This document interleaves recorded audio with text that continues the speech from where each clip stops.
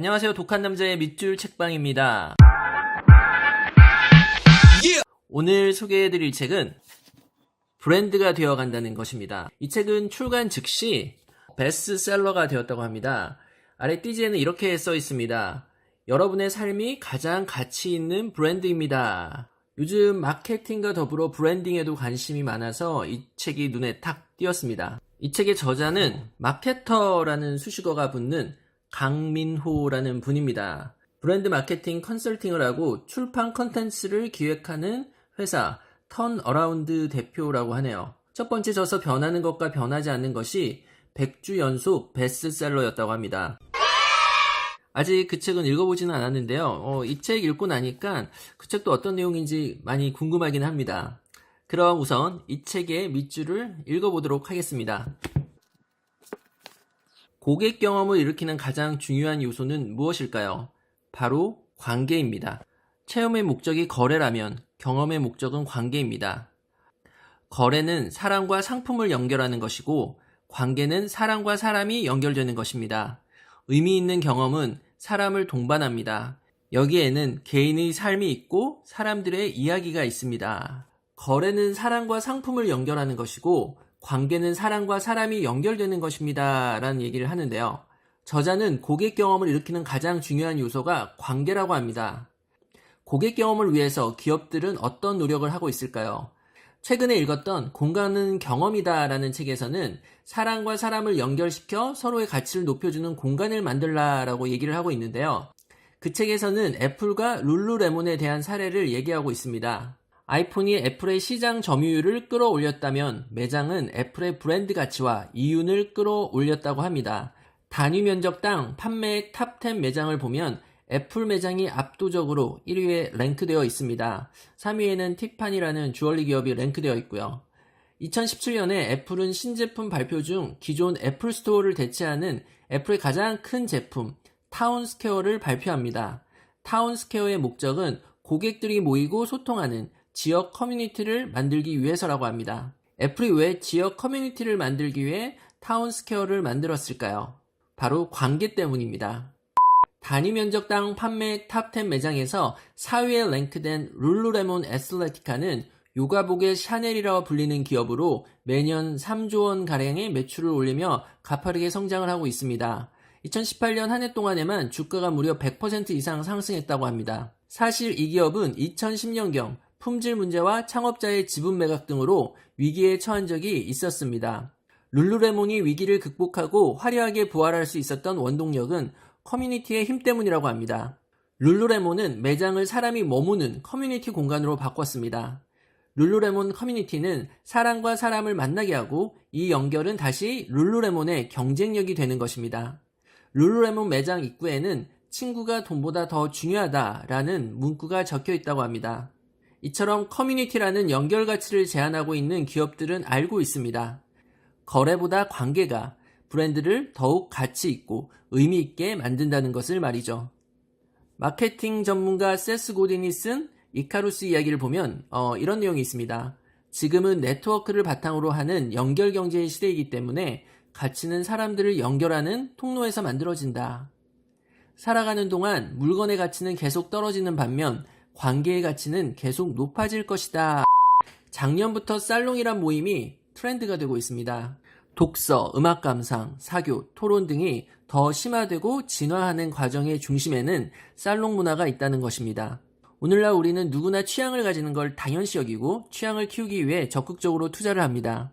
그래서 요즘은 취향과 사교 모임 중심의 살롱이 비즈니스 공간으로 재현되고 있습니다.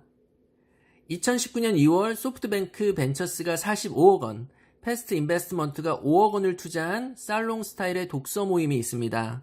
바로 트레바리입니다.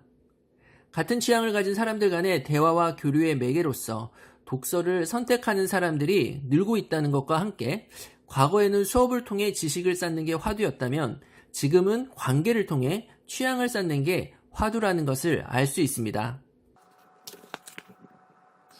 투명성이 시대의 화두가 되어가고 있는 사회에서는 겉과 속이 다르지 않은 사람들이 만들어가는 진정성 있는 브랜드가 사람들의 사랑을 받습니다. 진정성 있는 브랜드라는 것은 사실 특별하고 거창한 것이 아닙니다. 단지 가지고 있는 날 것 그대로를 솔직하게 보여주는 것입니다. 투명성은 이미 시대가 선택하고 시대가 우리에게 요청하는 필수적인 요구사항입니다. 이 책에서는 에버레인이라는 미국의 패션 브랜드를 소개하고 있습니다. 이 회사의 창업자인 마이클 프레이스만은 $50에 판매되는 티셔츠의 원가가 $7.5에 불과하다는 사실을 알게 됩니다. 이 문제를 해결하기 위해 다니던 회사를 그만두고 생산 과정과 유통에서 판매까지의 과정을 고객에게 투명하게 공개하는 패션 브랜드를 만듭니다. 에버레인에서는 판매하는 옷의 원가와 재료비, 공임, 운임세금 등 상세한 항목을 공개하는 것이 기본입니다. 고객이 구매하려는 옷의 가격뿐만 아니라 제조 과정까지 공개함으로써 고객은 자신이 입고 있는 옷의 의미를 더 선명하게 알게 되는 것입니다. 에버레인은 크게 성공했습니다. 그들의 성공 요인은 가격이 아니라 투명성에 있습니다. 그들이 가지고 있는 철학과 진정성이 투명성을 바탕으로 전달되었기에 가능했던 일입니다. 기업뿐만 아니라 TV 프로그램에서도 진정성 있는 프로그램이 더 인기가 많다는 것을 알 수 있습니다. 우리 결혼했어요를 TV에서 다시 한다면 사람들이 볼까요? 사람들은 금세 가짜라는 것을 알아차릴 것입니다. 그래서 리얼리티 예능 프로그램에서도 점차 날 것 그대로를 솔직하게 보여주려고 하고 있습니다. 연애의 맛이란 프로그램을 통해 출연자들이 결혼까지 성공하는 것도 가짜가 아닌 진짜 감정을 솔직하게 보여주었기 때문이라고 생각합니다. 유튜브 채널 또한 날 것 그대로를 솔직하게 보여주는 채널에 사람들이 더 많이 몰리게 됩니다. 그래서 브이로그를 찍는 사람들도 그만큼 더 늘어나는 것 같습니다. 우리가 하는 모든 일은 궁극적으로 무엇일까요? 결국 무슨 일이든 그 시작과 끝은 사람들의 마음을 움직이는 일이 아닐까 싶습니다. 무언가를 파는 것이 대부분의 사람들이 하는 일의 목표라면 사람들의 마음을 좀 더 풍요롭게 하는 것은 모든 일의 궁극적인 목적인 것입니다. 이 책에서는 이렇게 얘기하고 있습니다. 결국 무슨 일이든 그 시작과 끝은 사람들의 마음을 움직이는 일이다. 어떻게 사람들의 마음을 풍요롭게 할 수 있을까요? 이 질문에 대한 제 생각은 사람들에게 존재감을 느끼게 해주라는 것입니다. 법정 스님도 이런 말을 했습니다. 인간의 목표는 풍부하게 소유하는 것이 아니고 풍성하게 존재하는 것이다. 사람은 누구나 인정욕구가 있기 때문에 존재를 인정해주는 것이 사람들의 마음을 움직이는 기본이라고 생각합니다.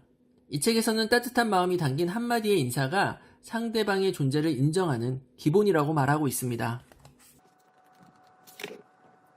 워라벨이라는 단어가 유행하는 이유는 많은 사람들이 마음속에 저녁에 있는 삶에 대한 결핍이 존재한다는 증거입니다.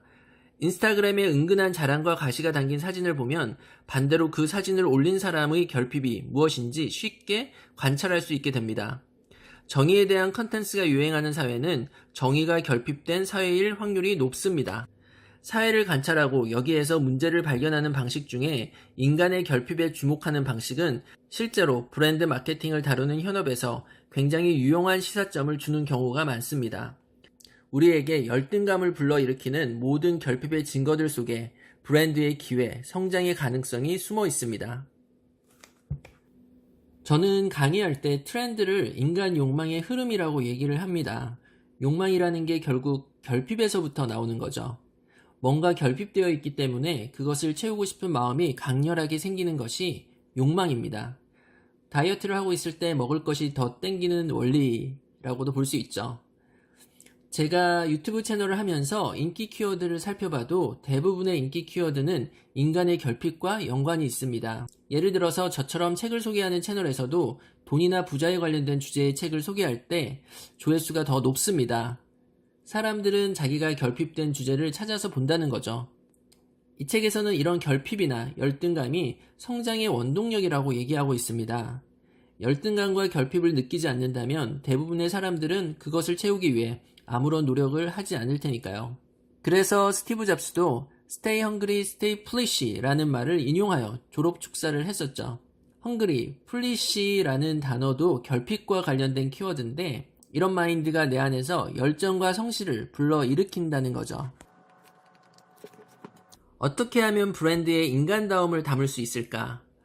모든 브랜드가 지향하고자 하는 궁극적인 모습은 바로 인간입니다. 수많은 브랜드들이 천문학적 비용을 써가며 커뮤니케이션 하는 이유도 역시 마찬가지입니다. 실제 인간처럼 느껴지는 브랜드를 만들기 위해서입니다. 왜 브랜드는 인간이 되고 싶은 걸까요? 인간은 스스로가 느끼는 다양한 감정의 에너지를 타인에게 온전히 전달할 수 있는 유일한 감성의 전도체입니다. 인간은 반드시 인간과 사랑에 빠집니다. 인간이 감정을 이입하고 공감을 투영하는 대상은 반드시 그 대상을 인간화함으로써 해석이 이루어집니다. 모든 브랜드는 사람이 되어가고자 합니다. 인간에 대한 인간의 끌림이 있기 때문인데요. 이 책에서는 이런 얘기도 하고 있습니다.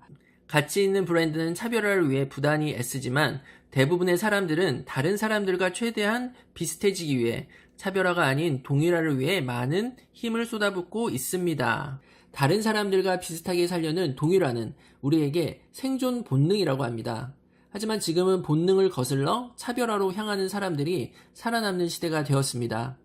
남과 다르다는 것, 평균에서 벗어난다는 것은 두려운 일이지만 정작 두려워해야 할 것은 익숙함과 편안함입니다. 평균이 주는 안도감에 마비된 사람들은 매일 반복되는 삶을 소비하며 그냥 늙어가게 됩니다.